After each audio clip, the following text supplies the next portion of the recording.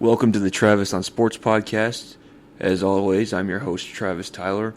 I'm a freelance sports writer and blogger, overall sports lover here to talk sports. Today is Tuesday, October 12th, 2021. So we're going to get into it in a minute here. On this week's show, the Patriots have traded one of their star defenders. The Chicago Bears have made a quarterback change. An NFL coach is now suddenly out of a job. The MLB playoffs have started and are underway and are going on as we speak. The NBA and NHL are both starting this month over the next couple weeks. The Padres have fired their manager. There's an update on Evander Kane and also updates on Ben Simmons and Kyrie Irving's current situations. Last week, the New England Patriots traded All-Pro cornerback Stephon Gilmore to the Carolina Panthers for a 2023 sixth-round pick. It was originally reported that Gilmore was being released, but Carolina swooped in and got the deal done at the last minute.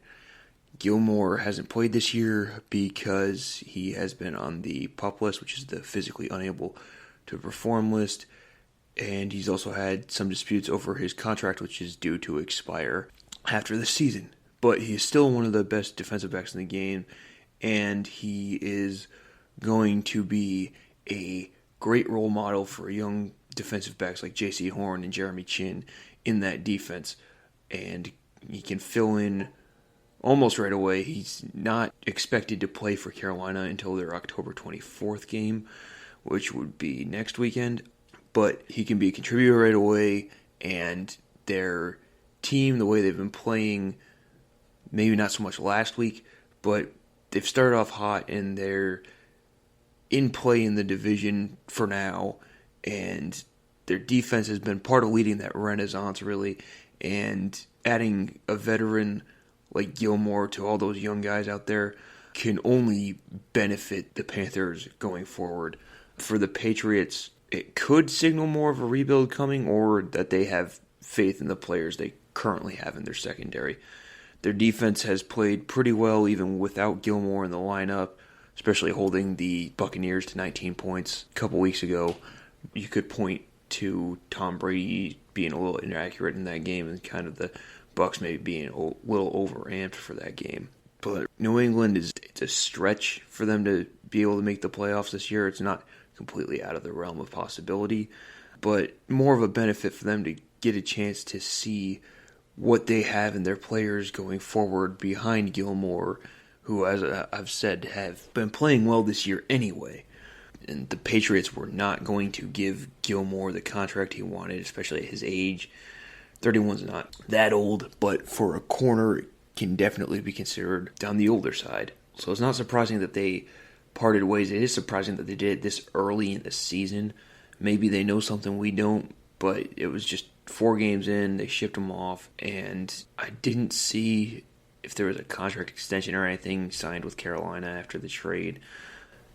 But I see it as a good trade for both teams, even though the Patriots might not reap the benefits of the trade immediately. Elsewhere in the NFL, the Bears have officially gone to Justin Fields as their new QB1.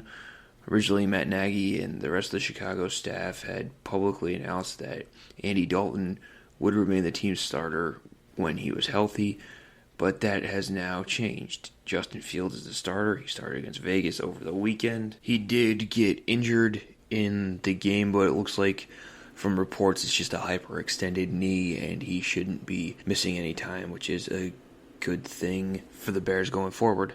Also, coaching news, we didn't really know how long John Gruden was going to last in that 10-year contract he signed with the Raiders.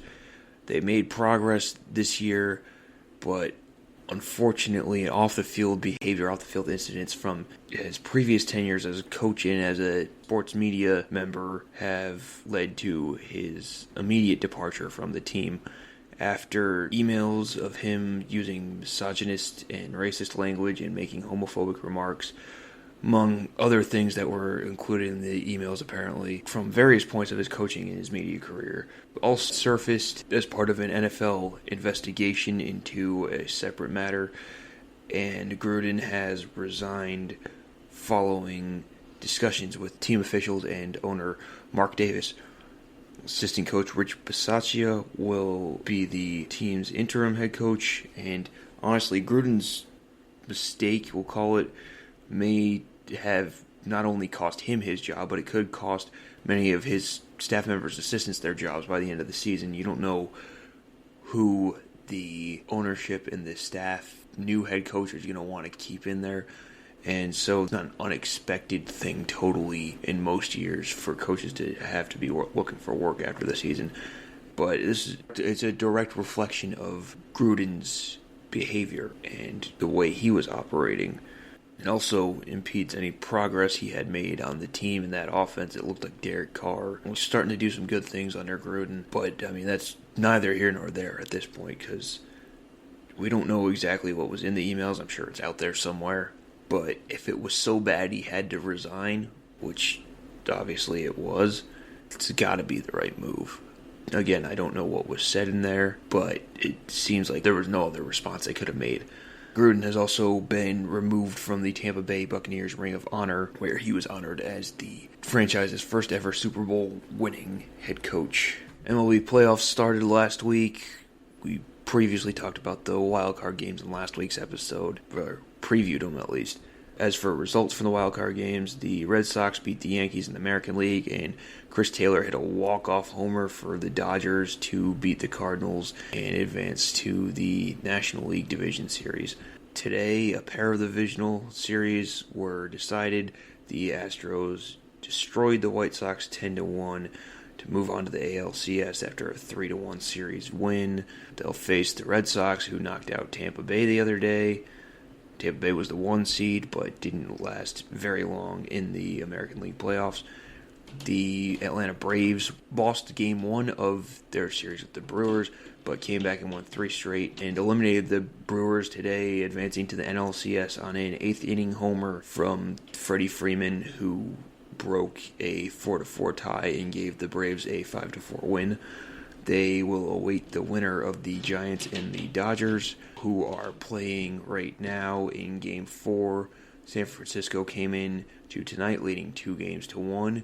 It is currently the end of the 5th in Game 4, and the Dodgers lead 5-1. The San Diego Padres fired manager Jace Tingler last week after a late-season collapse that dropped the team to a final record of 79-83. The Padres had been part of the wild card hunt in the National League for most of the year and had acquired talent in recent off seasons and were expected to make that final push to get into playoffs and be a contender, possibly for the World Series. Instead, after finishing second in the National League West during the shortened COVID season that lasted 60 games last year, they followed that up with an under 500 record, which doesn't reflect the talent that they have on the team. Tingler lasted only 2 years of a 3-year contract, and this year was the only normal regular season he was able to coach. He was 116 and 106 over a tenure that lasted 222 games. I would expect the Padres to look for a veteran manager to help get the team over the hump. I don't really have any names to speculate right now, but I'm sure we'll get that over the course of the offseason. They have talent. That window's not going to stay open forever, and they have a team that compete. They got to get somebody who's going to get vast improvements from the parts of the team that are slacking, which is particularly the pitching. That'll be crucial to reach the next level. They have some notable names like Yu Darvish and Blake Snell, Joe Musgrove, but of their starting pitchers, Musgrove was the only one that had an ERA under 4, which with how some people are hitting the ball, you could tolerate a low 4s ERA for like a 4th or 5th starter. But Darvish and Snell, who are supposed to be their top line 1 and 2 starters, have ERAs at 4.2 something. That's not going to cut it. And many of the other pitchers on their staff have ERAs over 5, and they're really hard to win anything if your team's pitching that way. So I think that's where they need to address outside of the managerial position in the offseason. Tonight was the first night of the NHL season. The defending Stanley Cup champion Tampa Bay Lightning hosted the Pittsburgh Penguins and were defeated by Pittsburgh 6-2. I think both teams still have really good rosters this year and should finish near the top of the Eastern Conference and should be considered Eastern Conference contenders. The only other game tonight is going on right now is the Vegas Golden Knights and the brand new franchise Seattle Kraken. It's a game between the two newest additions to the league and could be a new rivalry out west in that Pacific Division.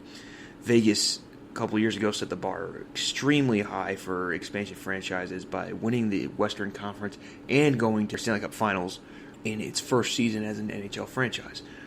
Ever since then, the Knights have had a consistent playoff presence in the West, and Kraken will have a lot to live up to. Comparing the expansion drafts, I think Vegas ended up with a much, much better roster coming out of theirs, especially offensively and scoring-wise, where Seattle seems to be built more on their defensemen and their goalie. Did sign a good one, Philip Grubauer, who has been pretty successful for the Capitals and the Avalanche and is still a young guy in his mid-20s, so that should help them quite a bit. Everyone else will open up on either Wednesday, tomorrow, or Thursday. I would keep my eye on this year the Bruins, the Canadiens, the Hurricanes, even though they've removed a few good players and made some questionable moves, the Winnipeg Jets, Avalanche, Blues, Capitals, Islanders.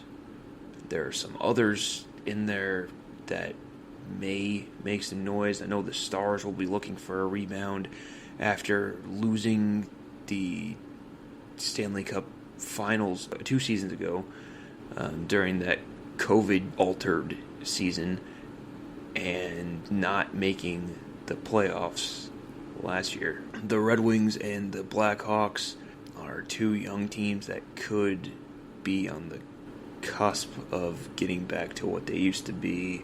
The Red Wings, Yzerman's got a lot of the young guys in there now that he has been using to build up this roster. We'll see how that turns out. They added a goalie who won the Calder Trophy last year as the Rookie of the Year from the Hurricanes, and that's been one of their biggest hurdles to overcome. The Blackhawks have a lot of young scoring forwards and made a late run to almost make the playoffs last year.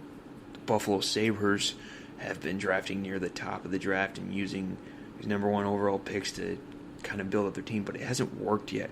So the question has to be raised. Are they failing the prospects, or are they just drafting guys that aren't as good? I think it's the first one. And, this season, I believe they made a coaching change in the offseason, so this season will be big, and we'll have to see what they do with Jack Eichel because there's been some trade rumors about him out there for a while. Blue Jackets have been up and coming, and they've had a couple good years in a row. They made some questionable trades in the draft, so we'll see what comes out of that.